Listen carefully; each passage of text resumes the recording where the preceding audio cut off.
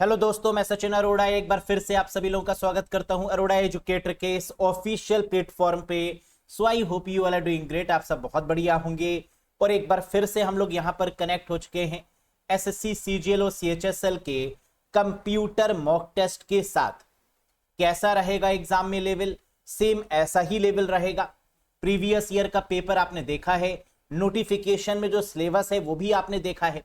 अब उसको देखते हुए जो इंपॉर्टेंट टॉपिक्स हैं और उन टॉपिक से जो क्वेश्चन आपके एक्सपेक्टेड हो सकते हैं उसी के साथ में आज हम लोग डिस्कस कर रहे हैं। और आज है इसका डे 2। डे 1 में हम लोगों ने बेस्ट 40 क्वेश्चंस डिस्कस किए और आपने बहुत ही अच्छा रिस्पॉन्स दिया। काफी आपने सही क्वेश्चन के आंसर भी किए और काफी क्वेश्चन आपने सीखे भी। सिमिलरली आज के सेशन में भी बेस्ट 40 क्वेश्चंस हम लोग डिस्कस करेंगे और मुझे सेशन के लास्ट में जरूर बताइएगा कि आउट ऑफ 40 आपने कितना स्कोर किया। सेशन पसंद आए तो लाइक कर दीजिएगा, चैनल पर नए हो तो सब्सक्राइब जरूर करिएगा। Let's get started guys. बात करें कोर्स की, वो कैंडिडेट्स जो कि बेसिक टू एडवांस लेवल से कंप्यूटर पढ़ना चाहते हैं, वो कैंडिडेट्स जो topic wise theory wise computer पढ़ना चाहते हैं, वो कैंडिडेट्स जो कि टॉपिक वाइज थ्योरी के साथ साथ टॉपिक वाइज एमसीक्यूज भी पढ़ना चाहते हैं, वो कैंडिडेट्स जो प्रीवियस ईयर के सारे क्वेश्चंस को सॉल्व करना चाहते हैं with PDF notes, with mock test, with theory, with complete package, वो ज्वाइन कर सकते हैं इस पर्टिकुलर कोर्स से। ये कोर्स आपको अरोड़ा एजुकेटर एप्लीकेशन पर मिलेगा, वीडियो, पीडीएफ और मॉक टेस्ट तीनों चीजों के साथ में। 55 प्लस आवर्स का ये वीडियो कोर्स है जिसमें आपको थ्योरी कॉन्सेप्ट भी मिलेंगे, साथ में आपको एमसीक्यूज भी मिलेंगे और वो भी topic wise including previous year के सारे क्वेश्चंस। ज्वाइन कर सकते हैं आप इस कोर्स से। अरोड़ा एजुकेटर एप्लीकेशन को इंस्टॉल कर लीजिएगा, फिर इस कोर्स से आप कनेक्ट कर सकते हैं। किसी भी कंफ्यूजन, किसी भी डाउट के लिए व्हाट्सएप पर आप मुझे मैसेज भी कर सकते हैं। लिंक, क्या कोई डायरेक्ट लिंक है जिसके द्वारा हम कनेक्ट कर सकते हैं इस एप्लीकेशन पर? यस, आपको वीडियो के कमेंट बॉक्स में पिन मिल जाएगा, वहां पर जाकर आप डायरेक्टली क्लिक करेंगे तो इस कोर्स पर आप पहुंच जाएंगे। कोई कंफ्यूजन है, कोई डाउट है, कोई क्वेरी है, दिए गए नंबर पे व्हाट्सएप भी कर सकते हैं। तो let's get started guys. Previous session यानी डे 1 में एक क्वेश्चन मैंने आपसे पूछा था। क्या था ये question? What is address size of IPv6 address? IPv6 जिसका मतलब है इंटरनेट प्रोटोकॉल वर्जन 6, इसका आकार क्या होता है? ये कितने बिट का होता है? 32 बिट, 64 बिट, 128 बिट या 256 बिट? और इसका करेक्ट आंसर क्या है?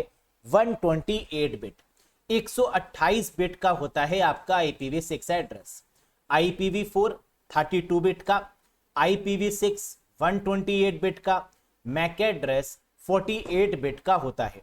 वहीं आप साथ ही साथ ये भी जानते हैं कि IPv4 डेसिमल फॉर्मेट में होता है, IPv6 हेक्साडेसिमल फॉर्मेट में होता है और मैक एड्रेस ये भी हेक्साडेसिमल फॉर्मेट में होता है। अगर एग्जाम में ये क्वेश्चन पूछें कि आईपी एड्रेस कितने तरीके का होता है तो आंसर होगा 2 टाइप्स, एक IPv4 और एक IPv6। और दूसरा जो एड्रेस होता है जिसे परमानेंट एड्रेस या हार्डवेयर एड्रेस भी बोलते हैं, that is called MAC address. और ये मैक एड्रेस कहां पर लिखा होता है? NIC कार्ड के ऊपर, नेटवर्क इंटरफेस कार्ड के ऊपर। ठीक, चलो आज के सेशन का पहला क्वेश्चन ये रहा, पढ़िए आराम से, बताइए क्या कह रहा है question. Dash is the register. Register क्या होता है? एक ऐसी मेमोरी जो फास्टेस्ट मेमोरी है, एक ऐसी मेमोरी जो CPU के अंदर है, दैट इज कॉल्ड रजिस्टर। कह रहा है dash is the register that hold the address of the next instruction to be executed in a program. Dash वह रजिस्टर है जो किसी प्रोग्राम में निष्पादित होने वाले अगले निर्देश का पता रखता है। Memory buffer register, memory address register, index register या प्रोग्राम काउंटर? करेक्ट आंसर है प्रोग्राम काउंटर।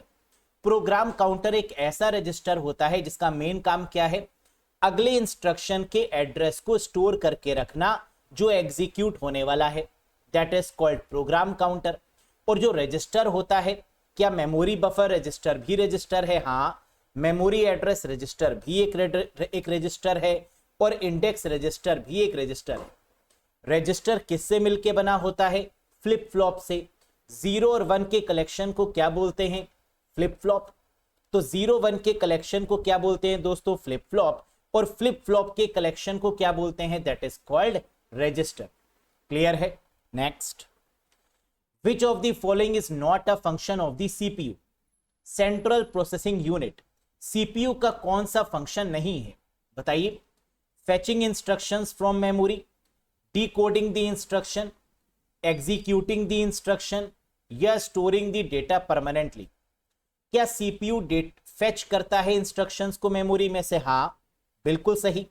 डिकोड करता है इंस्ट्रक्शंस को अपनी लैंग्वेज में? यस। एग्जीक्यूट करता है, सीपीयू का काम ही है प्रोसेस करना, एग्जीक्यूट करना। क्या डेटा को परमानेंट स्टोर भी करता है सीपीयू? जी नहीं। सीपीयू का मतलब सीपीयू के अंदर जो मेमोरी होती है वो रजिस्टर होती है, और रजिस्टर टेम्परेरी है या परमानेंट? बताइए। रजिस्टर टेम्परेरी मेमोरी है, फास्टेस्ट तो है लेकिन ये टेम्परेरी है, वोलेटाइल नेचर की है। तो स्टोरिंग डेटा परमानेंटली नहीं होगा, स्टोरिंग डेटा टेम्परेरी होगा। तो यहां पर गलत कौन सा हो गया? Storing data permanently, which is not the function of the CPU. समझ में आया? तो सीपीयू के अंदर जो मेमोरी लगी होती है उसे मेमोरी यूनिट बोलते हैं, और मेमोरी यूनिट को ही रजिस्टर भी बोलते हैं। और रजिस्टर डेटा को क्या टेम्परेरी स्टोर करता है? यस। क्या परमानेंट भी स्टोर कर सकता है? जी नहीं। तो गलत कौन सा हो गया? Storing data permanently, that is the wrong one. Next, which unit in the CPU is responsible for fetching instructions from memory? CPU में कौन सी इकाई मेमोरी से निर्देश लाने के लिए जिम्मेदार है? बताइए। CPU, इससे बहुत सारे क्वेश्चन आते हैं एग्जाम में।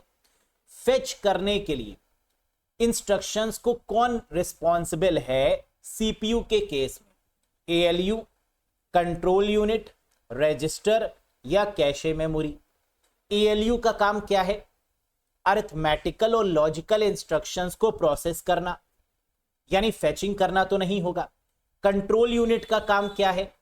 फेच करना और डिकोड करना, यानी अगर इंस्ट्रक्शंस को फेच करना होगा या डिकोड करना होगा अपनी लैंग्वेज में तो ये कौन करेगा? Control unit. तो यहां पर करेक्ट आंसर क्या हो जाएगा? Option 2, that is control unit. जितनी भी कंट्रोलिंग है, जितनी भी मॉनिटरिंग है, जितनी भी डिकोडिंग है या फेचिंग है, ये सारा काम कौन करता है? Control unit. और डेटा को टेम्परेरी स्टोर करने का काम किसका है? रजिस्टर का, क्योंकि डेटा टेम्परेरी स्टोर होगा कहां पर? मेमोरी में, और सीपीयू के अंदर जो मेमोरी है दैट इज कॉल्ड रजिस्टर। ठीक। Next, cache memory is typically divided into dash level. Cache memory का आमतौर पर कितने स्तरों में विभाजित किया जाता है? बताइए। कैश मेमोरी कितने टाइप्स की होती है? कैश मेमोरी की बात करें तो ये सेकंड फास्टेस्ट मेमोरी है, सबसे तेज रजिस्टर, और रजिस्टर के बाद आती है आपकी कैशे मेमोरी, जो किसके बीच में होती है? कैशे मेमोरी किसके और किसके बीच में होती है? वेरी गुड, सीपीयू और रैम के बीच में, प्रोसेसर और प्राइमरी मेमोरी के बीच में भी कह सकते हैं। तो कैशे मेमोरी क्या होता है कि अगर डेटा कैश मेमोरी में मिल गया तो तो हिट कहलाता है। If the data is found in the cache memory it is called hit, और अगर डेटा कैश मेमोरी में नहीं मिला तो उसे मिस कह देते हैं। नहीं मिला, मिस हो गया। कैश मेमोरी क्यों इंपॉर्टेंट है? क्योंकि ये डेटा को बहुत जल्दी प्रोसेस करती है, बहुत फास्ट तरीके से एक्सेस करने में मदद करती है। कैशे मेमोरी कितने लेवल्स में डिवाइडेड है? 3 लेवल में, L1, L2, L3। लेवल तो सबके निकलेंगे, लेकिन निकलेंगे उसी के जो बढ़िया तरीके से पढ़ेगा। तो कितने लेवल में डिवाइडेड हैं? 3 लेवल्स में कैश मेमोरी डिवाइडेड है, L1 कैशे, L2 कैशे और L3 कैशे। समझ में आ गया?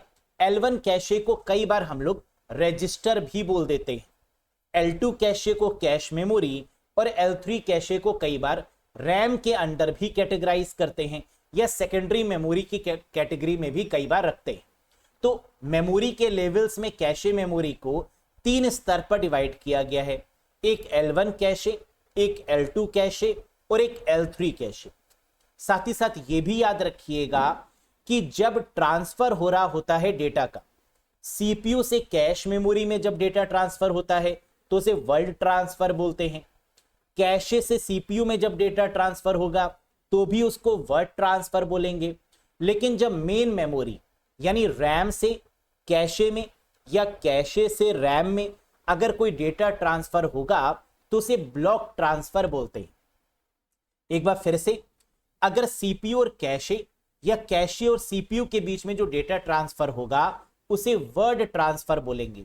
और मेन मेमोरी मतलब रैम, रैम और कैशे या कैशे और रैम के बीच में जो डेटा ट्रांसफर होगा इसे ब्लॉक ट्रांसफर बोलते हैं, है ना। ये याद रखिएगा, एग्जाम में ये क्वेश्चन आता है। Next, the main types of computer architecture are. बताइए कंप्यूटर आर्किटेक्चर कितने प्रकार के होते हैं? रिस्क, सिस्क, एपिक या all of these? Very good, आपकी पार की नजर और निर्मा super. The correct answer is all of these. RISC reduced instruction set computer, CISC complex instruction set computer और एपिक, ये तीनों आपके कंप्यूटर आर्किटेक्चर के टाइप्स हैं। इनकी फुल फॉर्म भी पूछी जाती है। कंप्यूटर आर्किटेक्चर के जो फाउंडर हैं वो है mister John von Neumann. John Ibrahim नहीं, John von Neumann is called as the founder of computer architecture. क्यों? क्योंकि जॉन वॉन न्यूमैन ने ही कंप्यूटर आर्किटेक्चर को फाउंड किया, स्टोरेज के कॉन्सेप्ट को फाउंड किया, इसलिए जॉन वॉन न्यूमैन को कंप्यूटर आर्किटेक्चर का फाउंडर कहा जाता है। और कंप्यूटर आर्किटेक्चर कितने तरीके के होते हैं? 3 तरीके के। RISC reduced instruction set computer, CISC complex instruction set computer और EPIC explicitly parallel instruction computing.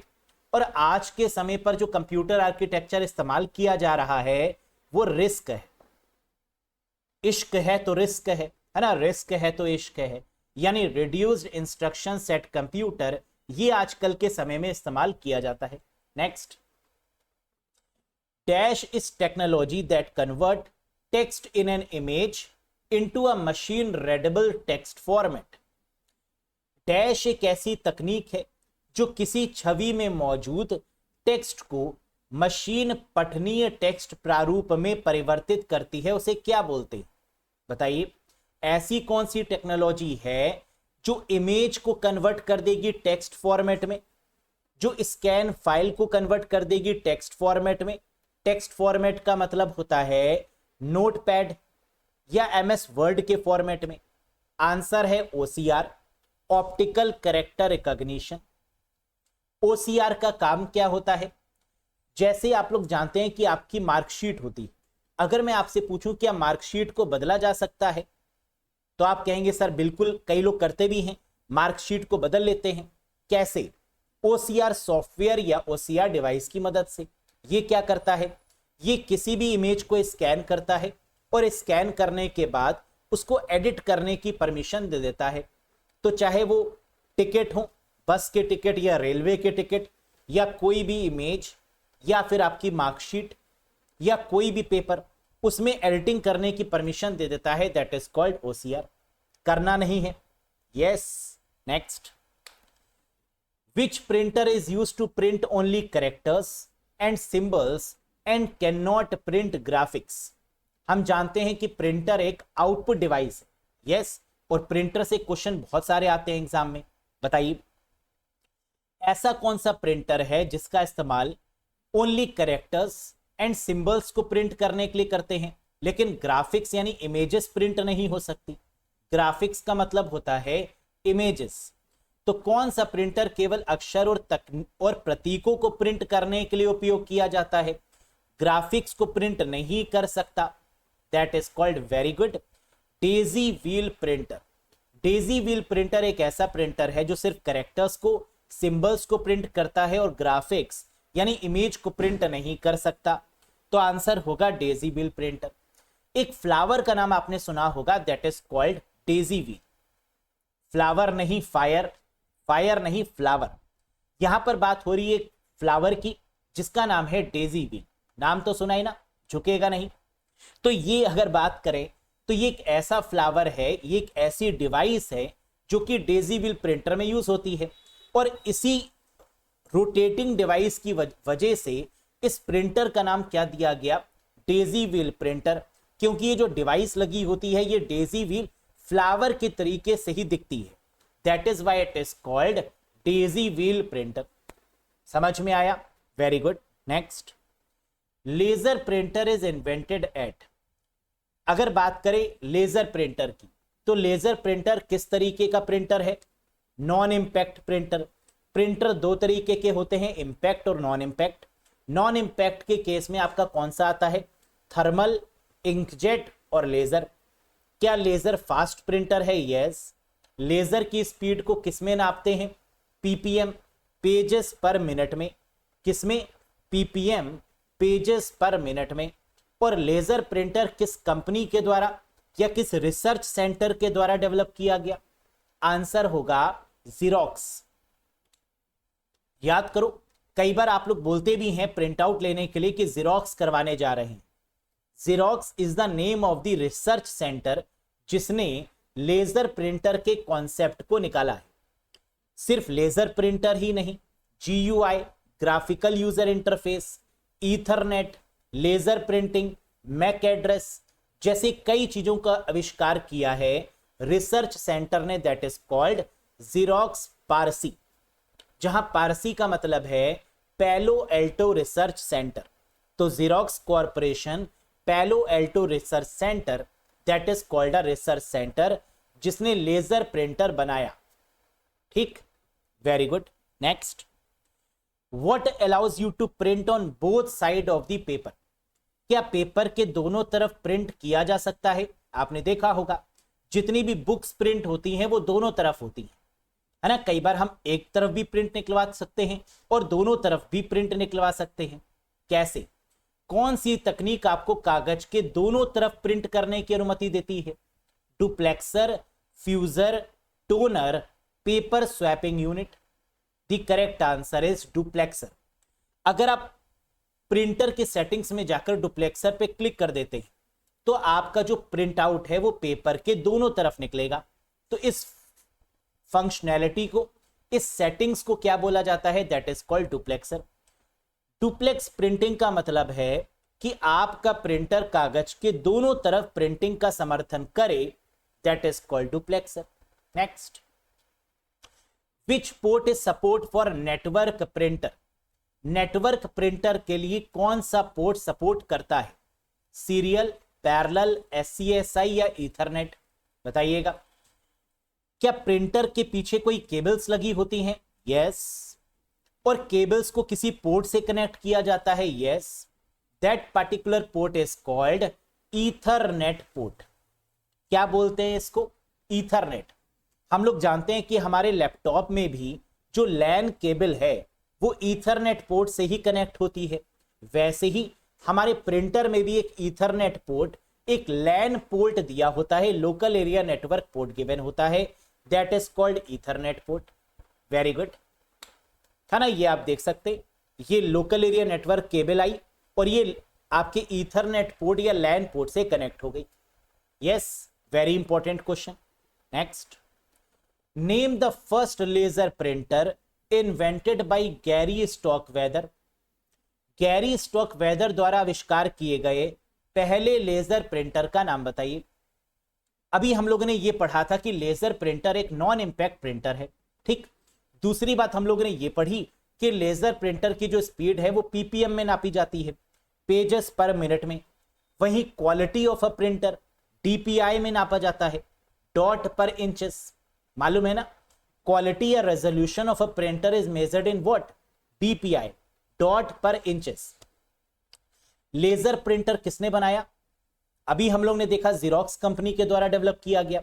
Laser printer की बात करें तो इसको इन्वेंट किसने किया? पर्सन कौन है जिसने इसको बनाया? गैरी स्टॉकवेदर के द्वारा बनाया गया, याद रखिएगा। इसके पापा, इसके फाउंडर, इन्वेंटर कौन है? गैरी स्टॉकवेदर। और पहला लेजर प्रिंटर का नाम क्या है? Xerox 9700। Xerox 9700 is considered as the first laser printer. Very important question, याद रखिएगा इसको। Next, which chip act as a clock to keep the current date and the time. Computer में कौन सी ऐसी चिप है जो वर्तमान दिनांक और समय को रखने के लिए घड़ी के रूप में कार्य करती है। जब भी आप अपने लैपटॉप को ओपन करते हैं, अपने कंप्यूटर को ओपन करते हैं, डेट और टाइम देख सकते हैं आप, है ना, अपने कंप्यूटर में, अपने लैपटॉप में, अपने मोबाइल फोन्स में, स्मार्टफोन्स में, टैबलेट में, किसी में भी। तो इसका मतलब वहां पर एक चिप लगी होती है। उस क्लॉक को क्या बोला जाता है? CMOS battery, complementary metal oxide semiconductor, that is a battery which is inbuilt into your computer, which is inbuilt into your system, that is called CMOS, complementary metal oxide semiconductor। अगर आपके computer का date और time खराब हो गया, इसका मतलब कहां पर गड़बड़ी आ गई? CMOS बैटरी में।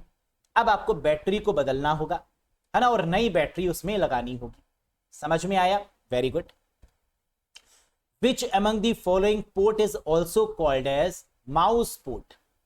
निम्नलिखित में से किस पोर्ट को माउस पोर्ट भी कहा जाता है? कंप्यूटर में माउस लगाने के लिए किसका यूज करते हैं? यूएसबी का। क्या यूएसबी पोर्ट गिवन है? नहीं। पुराने समय में हम लोग माउस को कनेक्ट करते थे किससे? सीरियल पोर्ट से। क्या सीरियल पोर्ट गिवन है? नहीं। क्या सीरियल पोर्ट को किसी और नाम से भी जाना जाता है? हाँ, दैट इज कॉल्ड PS2। तो करेक्ट आंसर क्या होगा? पहले के समय में माउस और कीबोर्ड को हम लोग सीरियल पोर्ट से कनेक्ट करते थे, that is also called as PS2 port. याद है ना वो गोल वाले पोर्ट्स, PS2, ये वाले। तो माउस को कनेक्ट करना है तो हम इस ग्रीन वाले से कनेक्ट करते थे, लेकिन अगर कीबोर्ड को कनेक्ट करना है ना, तो इस वाले ब्लू वाले कनेक्टर से कनेक्ट करते थे। And this is what we called PS2 port. Personal system 2, this is called personal system 2। क्यों? क्योंकि ये दो डिवाइसेस को ही कनेक्ट कर सकता था, या तो माउस या तो कीबोर्ड। माउस को करना है तो ग्रीन कलर वाले से करेंगे, और अगर ब्लू कलर वाला है तो for the keyboard purpose. Yes, याद रखिएगा इसको। Next, which RAM used in computers और इन लैपटॉप? बताइए, कंप्यूटर और लैपटॉप में कौन से प्रकार की रैम लगी होती है? रैम कितने प्रकार की होती है? दो, स्टैटिक और dynamic. Dynamic RAM further divided है, SD RAM, synchronous dynamic RAM, और DDR1, DDR2, DDR3, DDR4, DDR5, double data rate. ऐसी कौन सी रैम है जो लैपटॉप में, जो स्मार्टफोन्स में लगी होती है? That is called static RAM. नहीं, dynamic RAM used in the laptop, क्योंकि स्टैटिक रैम का यूज तो होता है कैश मेमोरी को बनाने में। याद आया? Static RAM is used to create the cache memory, whereas DRAM is used in the laptops, in computers, in mobile phones। तो करेक्ट आंसर क्या होगा? Second, dynamic RAM. Next, BIOS is a part of which of the following? BIOS निम्न में से किसका भाग है? BIOS क्या होता है? Basic input output system. एक ऐसा सॉफ्टवेयर, एक ऐसा सिस्टम जो कि इनपुट आउटपुट को एग्जीक्यूट करने में मदद करता है, जो कि इनपुट आउटपुट डिवाइसेस को कनेक्ट करने में मदद करता है, दैट इज कॉल्ड बायोस। जो कि एक फर्मवेयर है, हार्डवेयर और सॉफ्टवेयर का कॉम्बिनेशन है। तो बायोस किस प्रकार का है? लैन, रोम, वैन या रैम? तो बायोस कहां रहता है? रोम में। The place where BIOS instructions are stored, that place is called ROM. तो करेक्ट आंसर क्या होगा? Read only memory. बायोस में जो भी इंस्ट्रक्शंस होते हैं, क्या उसको बदला जा सकता है? नहीं, क्योंकि उन्हें क्या बोलते हैं? फर्मवेयर। बायोस में लिखे गए इंस्ट्रक्शंस या रोम में लिखे गए इंस्ट्रक्शंस को क्या बोला जाता है? फर्मवेयर। हार्डवेयर और सॉफ्टवेयर का combination, that is called firmware. Next, cache memory works on principle of. Cache memory किस सिद्धांत पर काम करती है? अभी आपने पढ़ा कि कैश मेमोरी के 3 लेवल होते हैं, L1 कैशे, L2 कैशे और L3 कैशे। कैश मेमोरी किस प्रिंसिपल पर काम करती है? तो आंसर क्या होगा?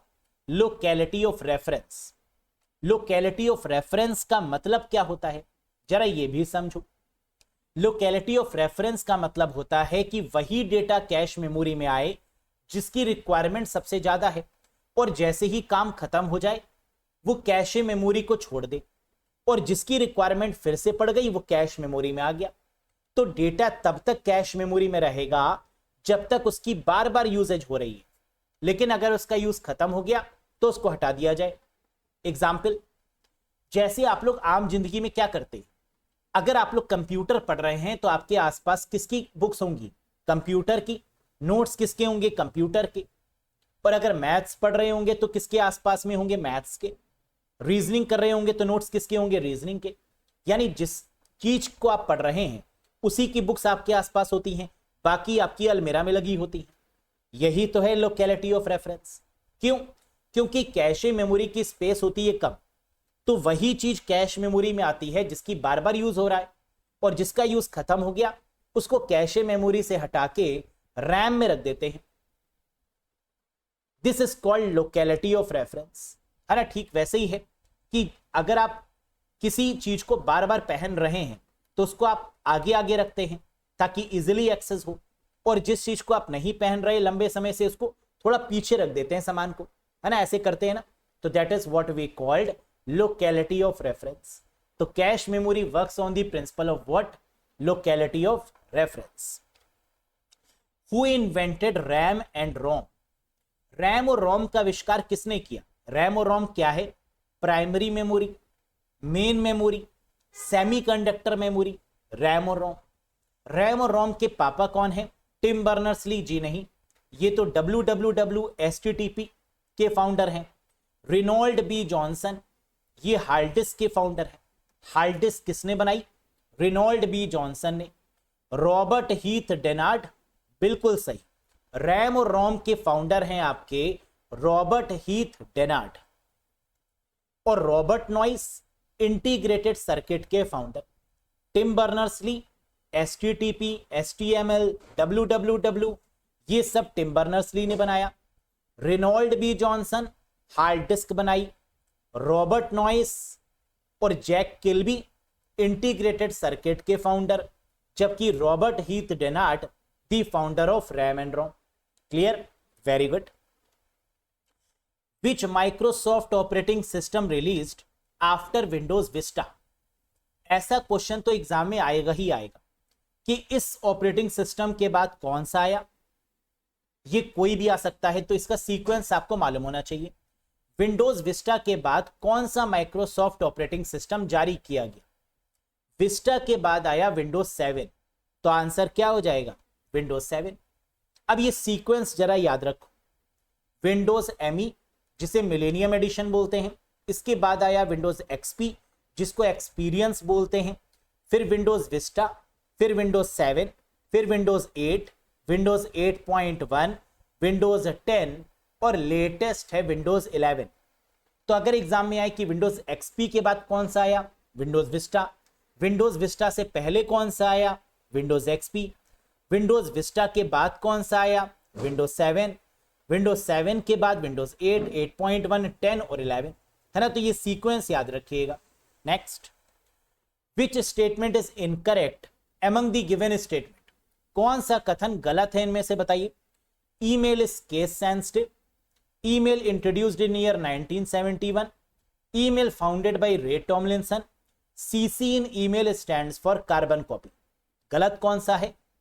क्या ईमेल केस सेंसिटिव है? जी नहीं। केस सेंसिटिव का मतलब होता है अपर केस और लोअर केस में अलग अलग होना। ईमेल आईडी को आप कैपिटल में लिखें या स्मॉल में लिखें, कोई फर्क पड़ेगा? जी नहीं। आप ईमेल आईडी को स्मॉल में भी लिख सकते हैं और कैपिटल में भी। इसका मतलब ईमेल आईडी आपकी केस सेंसिटिव नहीं है, लेकिन यहां लिख रहा है ईमेल इज केस सेंसिटिव, तो ये गलत हो जाएगा। ईमेल इंट्रोड्यूस्ड इन ईयर 1971, क्या ईमेल को 1971 में इन्वेंट किया गया? बिल्कुल। ईमेल के पापा कौन है? रे टॉमलिंसन। और इंडिया में ईमेल के फाउंडर कौन है?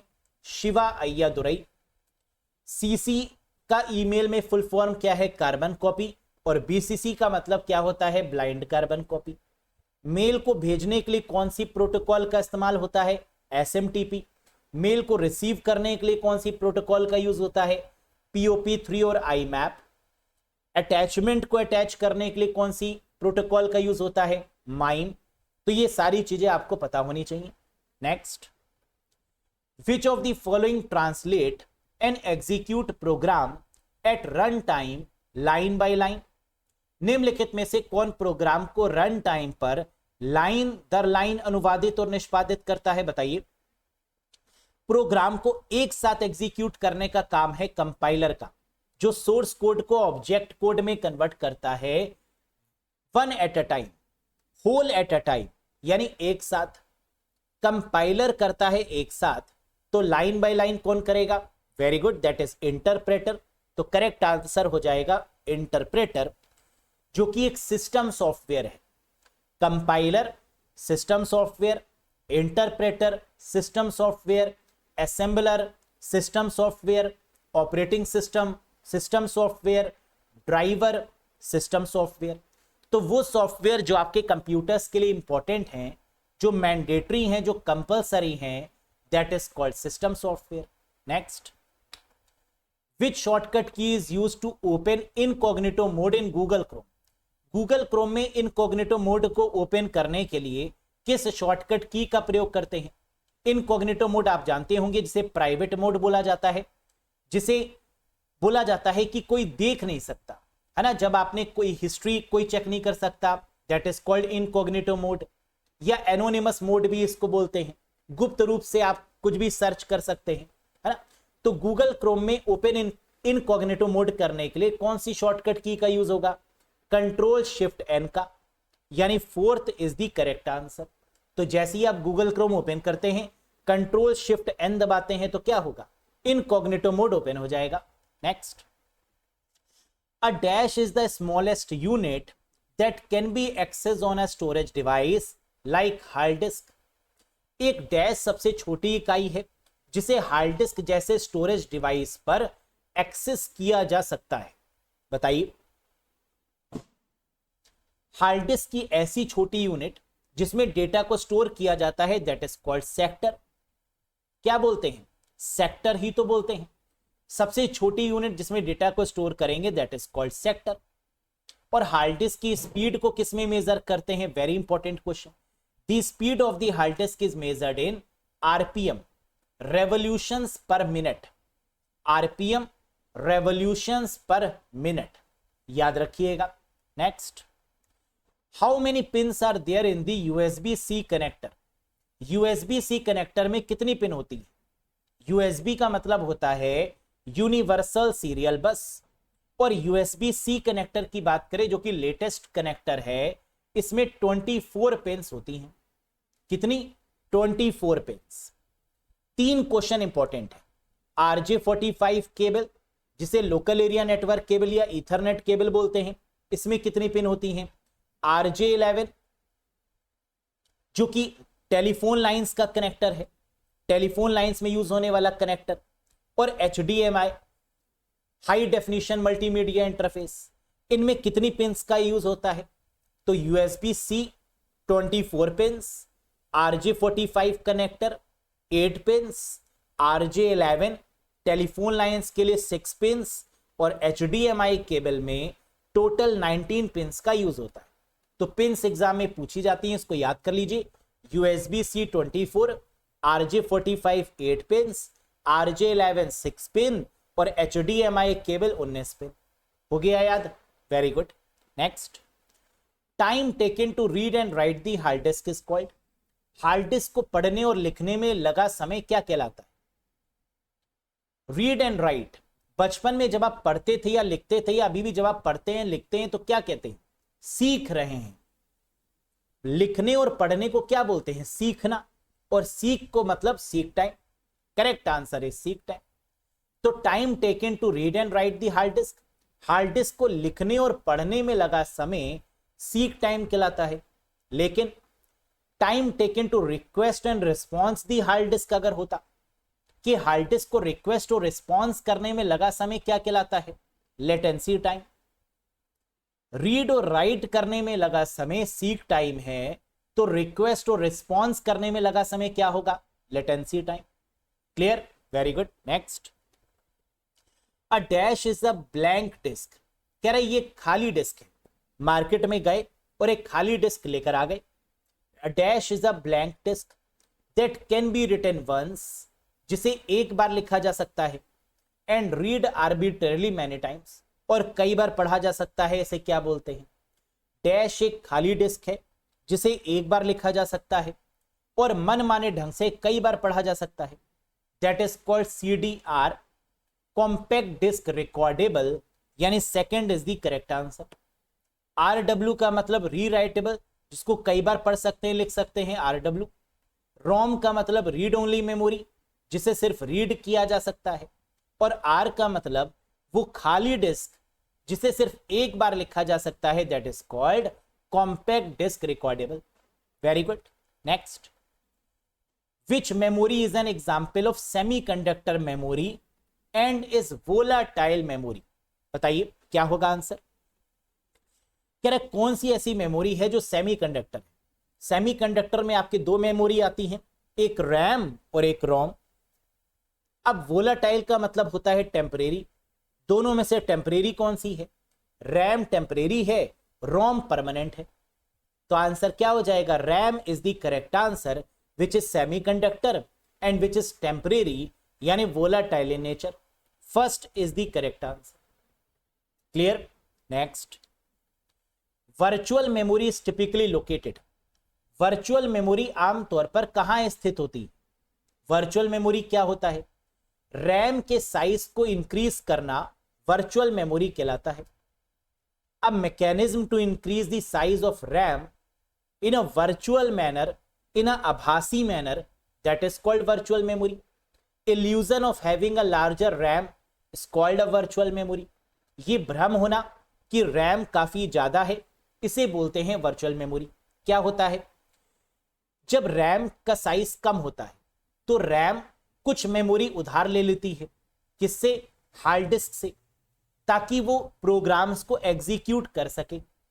और इस वजह से रैम को लगता है कि मेरे पास बहुत ज्यादा मेमोरी है, जबकि ऐसा होता नहीं। तो इस तरीके के कॉन्सेप्ट को, मैकेनिज्म को क्या बोलते हैं? Virtual memory. तो स्पेस किससे मांगी जाती है? रैम किससे स्पेस उधार मांगता है? हार्ड डिस्क से। क्या हार्ड डिस्क या हार्ड ड्राइव कहीं गिवन है? हाँ। तो आंसर क्या हो जाएगा? First option, on the hard drive. तो virtual memory is typically located on the hard drive. जैसे कई बार आपके पास पैसे नहीं होते, आप अपने पेरेंट्स से मांग लेते हैं, आप अपने दोस्त से मांग लेते हैं, और आपको लगता है मेरे पास बहुत पैसे आ गए। क्या वाकई में ऐसा है ना? आपको वापस करने हैं उनको पैसे। पेरेंट्स को तो नहीं करने, लेकिन अगर किसी और से उधार मांगते हैं, है ना, तो वापस करने होते हैं। लेकिन कुछ समय के लिए लगता है यार बड़ा मजा है ना, पैसे मिल गए, भाई से मांग लिए, बहन से मांग लिए, किसी से भी मांग लिया आपने। तो ये क्या है? आपने पैसे उधार मांगे और वापस अगर आपको देने हैं। Same as virtual memory. RAM को जब भी मेमोरी की रिक्वायरमेंट होती है, वो कुछ समय के लिए मेमोरी को किससे उधार मांगती है? हार्ड डिस्क से, हार्ड ड्राइव से। And this concept is called virtual memory. Clear? Very good. Next, dash is a private network that enterprise used to provide trusted third party। कह रहा है ये एक निजी नेटवर्क है जिसका उपयोग उद्यम विश्वसनीय तृतीय पक्षों को प्रदान करने के लिए किया जाता है। क्या बोलते हैं? एक ऐसा नेटवर्क जो प्राइवेट है, लेकिन थर्ड पार्टीज का मतलब share holder, debenture holders, partners, इनके लिए बना है, that is called extranet. Private है, थर्ड पार्टीज के लिए बनाया गया, that is called extranet. Internet क्या है? Public network, world wide web, internet. Intranet क्या है? जो इंप्लॉइज के लिए बनाया गया, private network made for the employees, intranet. Private network made for the third parties, share holders, debenture holders, partners के लिए जो बनाया गया वो extranet.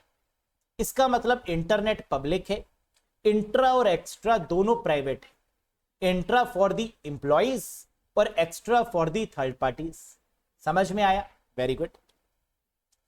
1 terabyte per second is equals to dash byte per second. बताइए 1 टेराबाइट प्रति second कितने bytes प्रति सेकेंड के बराबर होगा? 1 terabyte is equals to how many BPS?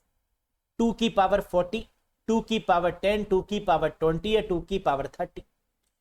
1 terabyte में 2 की पावर 40 बीपीएस होते हैं। इसको कैसे याद रखें? किलोबाइट में 2 की पावर 10, मेगाबाइट में 2 की पावर 20, गीगाबाइट में 2 की पावर 30, टेराबाइट में 2 की पावर 40 आ गया।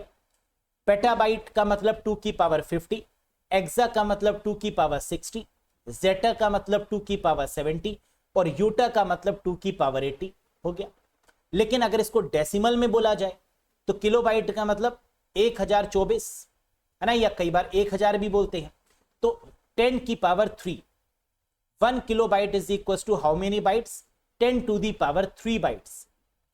1 मेगाबाइट 10 की पावर 6, गीगाबाइट 10 की पावर 9, टेराबाइट 10 की पावर 12, पेटा मतलब 15, एक्सा मतलब 18, जेटा मतलब 21 और योटा मतलब 24। तो कई बार बाइनरी में पूछते हैं तो 2 के फॉर्मेट में आंसर देना होगा, कई बार डेसिमल के फॉर्मेट में पूछते हैं तो 10 के फॉर्मेट में आंसर देना होगा। Yes, next, pick the incorrect statement about MAC address. MAC address का मतलब मीडिया एक्सेस कंट्रोल एड्रेस। क्या ये परमानेंट एड्रेस होता है? जी हां। MAC address is of 12 digit number. कह रहा है इसमें से कौन सा स्टेटमेंट गलत है, बताइए। मैक एड्रेस क्या 12 डिजिट का नंबर है? हां। मैक एड्रेस क्या हेक्साडेसिमल फॉर्मेट में होता है? जी हां। मैक एड्रेस भी और IPv6 एड्रेस भी, है ना, ये हेक्साडेसिमल फॉर्मेट में होगा। MAC address belongs to physical layer? जी नहीं। मैक एड्रेस OSI मॉडल में डेटा लिंक लेयर, जो कि दूसरी लेयर होती है, उस पर काम करता है। तो करेक्ट आंसर क्या होगा? MAC address belongs to not physical layer but data link layer. तो that is the wrong one. Last, MAC address is a 48 bit address. जी हां, मैक एड्रेस 48 बिट का ही होता है ना। हम लोग ने अभी पढ़ा IPv4 32 बिट, IPv6 128 बिट और MAC address 48 bit. Next, starting letter of the column is A. What would be the end letter in MS Excel 365? कह रहा है अगर कॉलम का प्रारंभिक अक्षर A है, पहला सेल अगर A है, तो MS Excel 365 में अंतिम अक्षर क्या होगा? लास्ट क्या होगा? XFD, यानी third is the right answer. Yes, first A है तो लास्ट वाला क्या होगा? XFD। देख सकते हैं आप, लास्ट कौन सा है? XFD। This is the last one. Next, what is the RAM memory slot on a laptop called? Laptop पर रैम मेमोरी स्लॉट को क्या कहा जाता है? लैपटॉप या किसी भी डिवाइस में जो रैम होती है वो कहां लगी होती है? मदरबोर्ड में। और मदरबोर्ड में वो रैम किस पर लगी होती है? कोई डिवाइस होगी ना जिस पर रैम फिक्स होगी, उस डिवाइस को क्या बोला जाता है? VGA, MIDI, HDMI या DIMM?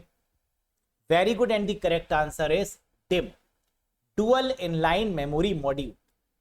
रैम के जो स्लॉट होते हैं वो दो तरीके के होते हैं, रिम, सिम या DIMM, तीन तरीके के, है ना। There are 3 types of memory slot in the RAM. SIMM, single inline memory module, फिर उसके बाद आया DIMM, dual inline memory module, और फिर अब आ चुका है रिम भी, है ना। तो बेसिकली जो फेमस है, जो बहुत यूज किया जाता है, वो कौन सा है? DIMM, dual inline memory module. याद रखिएगा इसको। Next, among these which is not considered as hard drive data cable? इनमें से किसे हार्ड ड्राइव डेटा केबल नहीं माना जाता? जो आपकी हार्ड डिस्क होती है वो किससे कनेक्टेड होती है? मदरबोर्ड से। लेकिन किसके द्वारा कनेक्ट होती है? केबल्स के द्वारा।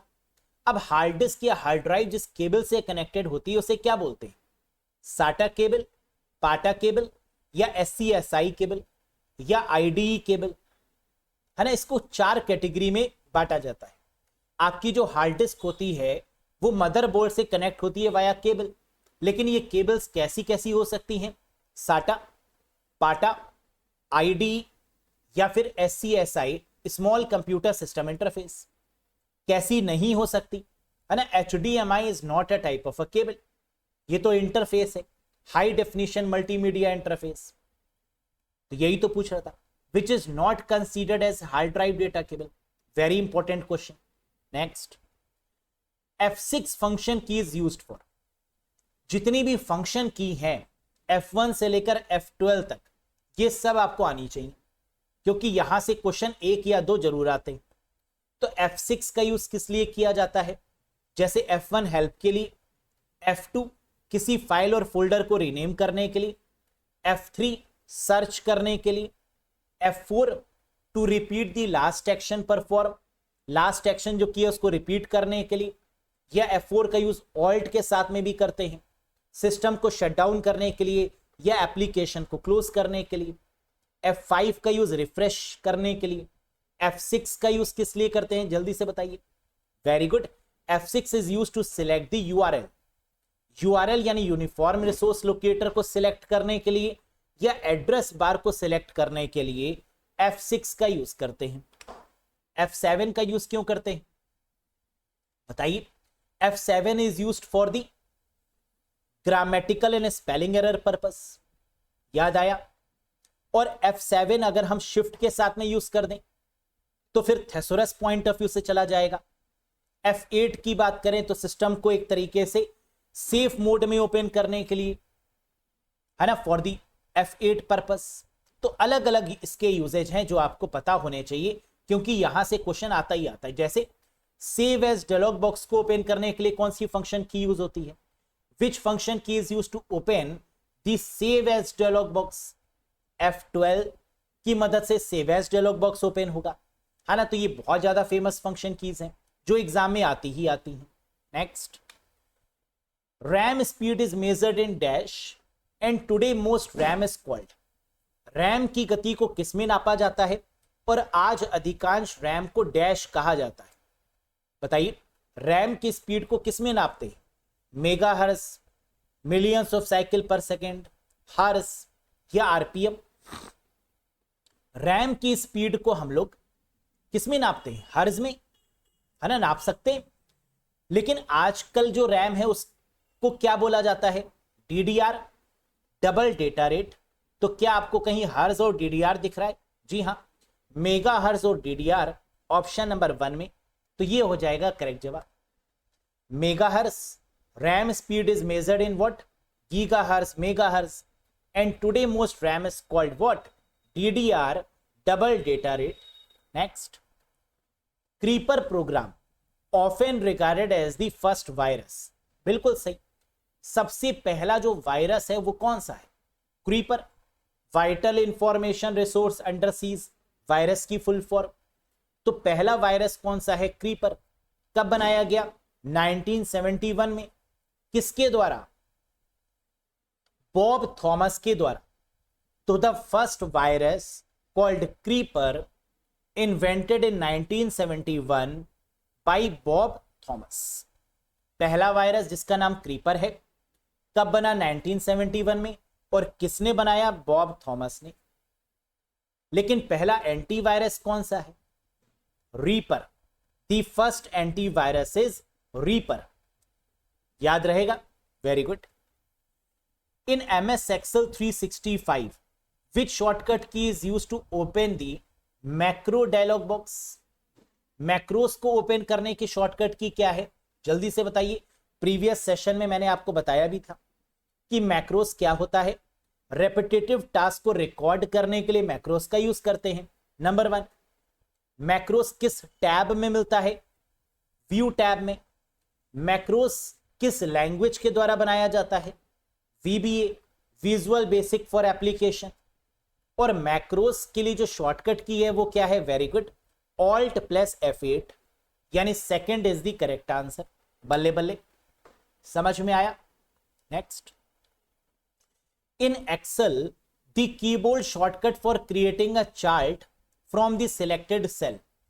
कह रहे एक्सेल में चयनित सेल से चार्ट बनाने के लिए किस कीबोर्ड शॉर्टकट का प्रयोग करेंगे, किस फंक्शन की का यूज करेंगे, F3, F5, F7, F11। Chart बनाने के लिए कौन सी फंक्शन की यूज होती है, बिल्कुल सही, F11 is the correct answer. Talented हैं आप लोग, घमंड नहीं करते लेकिन, है ना, ये प्लस पॉइंट है आपका। The correct answer is F11। तो डेटा को सिलेक्ट करेंगे, फिर F11 प्रेस कर देंगे तो चार्ट ओपन हो जाएंगे। Line chart, bar chart, pie chart, है ना, जो भी चार्ट हम इंसर्ट करना चाहते हैं via F11। Next, Gmail does have an inbox size limit of। Gmail की इनबॉक्स क्षमता कितनी है, या गूगल की कैपेसिटी कितनी है, गूगल हमें फ्री में कितना कंटेंट स्टोर करने की परमिशन देता है, या जीमेल के इनबॉक्स की लिमिट कितनी है? The answer is 15 GB.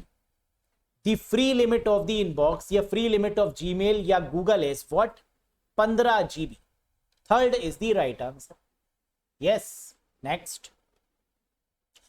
Flash memory is a dash computer storage chip. It is made up of dash. बताइए. फ्लैश मेमोरी एक डैश कंप्यूटर स्टोरेज चिप है और यह डैश से बनी होती है. फ्लैश मेमोरी से क्वेश्चन आएगा ही आएगा, कंफर्म है. बताओ फ्लैश मेमोरी क्या होती है? मैंने आपको बताया था ईईपी रोम का एडवांस्ड फॉर्म है फ्लैश मेमोरी. ईईपी रोम टेक्नोलॉजी का यूज करके ही फ्लैश मेमोरी बनाई जाती है. फ्लैश मेमोरी कितने तरीके की होती है? 3 तरीके की. पेन ड्राइव, मेमोरी कार्ड और SSD, solid state drive. Flash memory कैसी है? परमानेंट है, क्योंकि एसएसडी, पेन ड्राइव या मेमोरी कार्ड है ना, ये सब क्या है? परमानेंट तो है, तो परमानेंट होगा. And it is made up of what? EEPROM, electrical erasable programmable read only memory. तो correct answer is option number 4. Option 4 बिल्कुल सही किया आपने विचार. That is the correct answer. तो फ्लैश मेमोरी में डेटा किस फॉर्मेट में इरेज किया जाता है? ब्लॉक्स के फॉर्मेट में, है ना. ये भी एक क्वेश्चन आता है. फ्लैश ड्राइव किसको बोलते हैं? पेन ड्राइव को, मेमोरी कार्ड को या एसएसडी को? फ्लैश मेमोरी या फ्लैश ड्राइव के नाम से जानते हैं. और फ्लैश मेमोरी किसके द्वारा बनाई जाती है? ईईपी रोम. कैसी मेमोरी है? परमानेंट. परमानेंट को क्या कुछ और भी बोलते हैं? हाँ, that is non volatile in nature. तो परमानेंट भी बोल सकते हैं और नॉन वोलाटाइल भी बोल सकते हैं. समझ में आया? तो 40 क्वेश्चंस हो गए. आउट ऑफ 40 आपने कितना स्कोर किया? कमेंट करके जरूर बताइएगा. अब आ चुका है क्वेश्चन ऑफ द डे, जिसका आंसर आप सभी को कमेंट में देना है. बताइए इसका आंसर क्या होगा. Which of the following is the interface used to connect a printer to a computer. Computer और प्रिंटर को कनेक्ट करने के लिए किस इंटरफेस का यूज होता है, या कंप्यूटर से प्रिंटर को कनेक्ट करने के लिए किस इंटरफेस का यूज करेंगे, किस पोर्ट का यूज करेंगे? बताइए. निम्नलिखित में से कौन सा इंटरफेस से एक प्रिंटर को कंप्यूटर से जोड़ने के लिए उपयोग किया जाता है? Serial port, parallel port, both of these या वीजी? या आता है बताएंगे नहीं. क्या होगा इसका करेक्ट आंसर? कमेंट बॉक्स में कमेंट करके जरूर बताइएगा. कैसा लगा आपको ये सेशन? पसंद आया हो तो लाइक करिएगा, चैनल पर नए हो तो सब्सक्राइब करिएगा. और साथ ही साथ अगर आप चाहते हैं कि टॉपिक वाइज पढ़ें, कॉन्सेप्ट वाइज पढ़ें, फिर उसके बाद उसके एमसीक्यूज लगाएं टॉपिक वाइज, फिर प्रीवियस ईयर के सारे क्वेश्चंस, इस तरीके से अगर पूरा कंटेंट आपको, वीडियोस, पीडीएफ, मॉक टेस्ट तीनों चाहिए, और चाहिए कि फुल कवरेज हो, बेसिक टू एडवांस पूरा कवर, तो आप ज्वाइन कर सकते हैं इस कोर्स से, जिसकी वैलिडिटी है 12 months from the date of purchase. 12 महीने की वैलिडिटी के साथ में आपको मिल जाएगा. अरोड़ा एजुकेटर एप्लीकेशन आपको इंस्टॉल करनी होगी गूगल प्ले स्टोर से जाकर, फिर आप इस कोर्स से कनेक्ट कर सकते हैं. कोई कंफ्यूजन, कोई डाउट, दिए गए नंबर पे व्हाट्सएप कर सकते हैं. सेशन पसंद आए शेयर कर सकते हैं अपने फ्रेंड्स के साथ में. बहुत जल्द मिलेंगे नेक्स्ट सेशन के साथ, बेस्ट 40 क्वेश्चंस के साथ. स्टे कनेक्टेड, रिवाइज करते रहिए, पढ़ते रहिए, और कंप्यूटर में तो बेटर स्कोर करेंगे ही करेंगे, ये मेरा वादा है. तो that's all for today guys. Thank you very much. Bye bye and take care.